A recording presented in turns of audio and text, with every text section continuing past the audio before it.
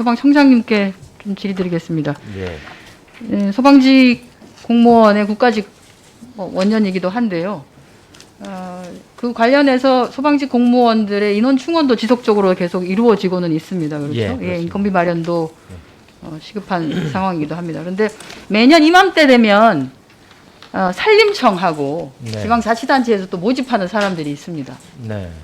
아시죠? 산불 전문 예방 진화대원. 예, 예. 대개 보면 10월부터 해서 그 다음에 봄철까지를 해서 한 7개월 정도를 운영하는 또 별도의 소방직이 있습니다. 그래서 우리가 그간 이제 지방직으로 있으면서 전체적으로 관리가 안 되고 인원을 늘리기 어렵고 한 문제 때문에 이렇게 복합적으로 산림청은 산림청대로 또는 아주 원거리에 원격지에 별도로 떨어져 있는 이런 군 소재 지역의 경우에 또 별도로 가을과 겨울 그리고 봄철 맞이 이렇게 그 산불 진화 요원이라고 하는 인원을 따로 두고 했다면 이제는 이제 국가직화가 되고 했으니 소방청 차원에서 전체를 어떻게 관리하고 해서 예산이나 장비나 설비들이 이중으로 나가거나 하지 않고 제대로 쓰임새 있게 할 수 있도록 하는 것이 맞지 않나 싶은데 어떻게 생각하십니까?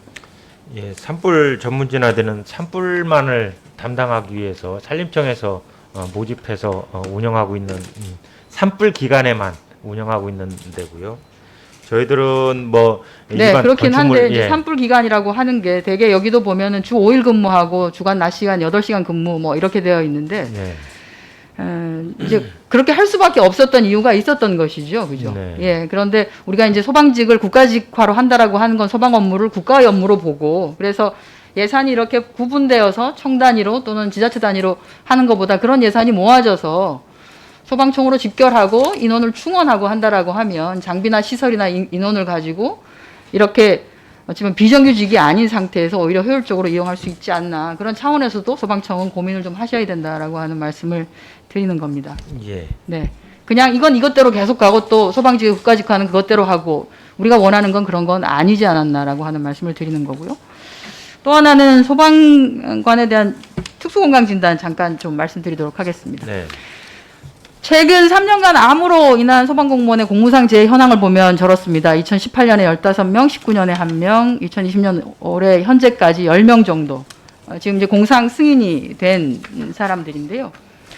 이 결과는 실제 보면은 대개 안에 내용을 보면은 소방공무원 공무상 재해 승인 상병명을 보면 이제 암 중에서 보면 이 내용이 2010년에 노동부 산하 한국산업안전보건공단에서 발표했던 소방공무원의 노출 위험과 건강 영향에서 지적한 내용 그대로입니다. 당시 안전보건공단에서 무엇을 지적했냐면 소방공무원은 화재 시에 발생하는 일산화탄소, 이산화탄소, 아크릴레인, 시아나수소, 질소산화물, 염화수소, 포름알데히드 등 한 10개 이상 되는 화학적 유해인자에 장기적, 단기적으로 노출되기 때문에 각종 근만성 건강장애 발생 위험과 더불어서 다발성 고울수종, 림프종, 전립선암, 고환암, 피부암, 흑색종, 직장암, 위암, 대장암, 백혈병 등이 작업 연관성이 높다라고 하는 메타 분석 결과를 인용해서 밝히고 있었습니다. 2012년에 그 이후에 소방공무원 보건안전 및 복지기본법이 제정이 되었고요. 그래서 소방관을 대상으로 한 특수건강진단을 의무적으로 하게 되었습니다. 다행이죠. 여기까지는. 예. 그런데 문제는 특수건강진단을 하게 되면 대개 정밀건강대상 진단이 나오게 되어 있습니다. 흔히 말해서 우리가 유소견자라고 하는 사람들인데요. 유소견자가 나오는 것은 유소견자를 제대로 좀 잘 관리를 하라고 하는 겁니다. 더 이상 큰 병으로 진행되지 않게 해달라고 하는 거죠. 그런데 정밀건강진단을 그간 이게 뭐 각 본부별로 떨어져 있어서 시도별로 관리 대상이기 때문에 그랬는지는 모르겠습니다만 정밀건강진단을 하는 데도 있고 안 하는 데도 있고 관리가 안 된 것이 사실입니다. 예. 이거 이제 바뀌어야 되겠죠. 네. 예, 바뀌어야 될 거라고 보고요. 그 많은 소방공무원들이 실제 수행하고 있는 직무하고 노동환경하고가 연관되어서 나타나고 있는 문제가 있기 때문에 특수건강진단을 하고도 사후관리를 하지 않는 게 지금 산업안전보건법하고는 다르게 소방공무원 복지법은 사후관리 의무를 법적으로 강제하지 아니하고 임의 규정으로 되어 있습니다. 네. 임의로 되어 있다 보니까 해도 되고 안 해도 되고 그래서 제대로 된 관리가 안 되어서 큰 병으로 더 나빠지게 되는 이래서는 안 될 것 같고요. 되게 산업안전보건법 민간에 적용되는 법인데 민간도 저렇게 근로자에 대해서 건강진단해서 의무적으로 관리를 하도록 하는데 국가에서 저걸 제대로 안 하고 있다.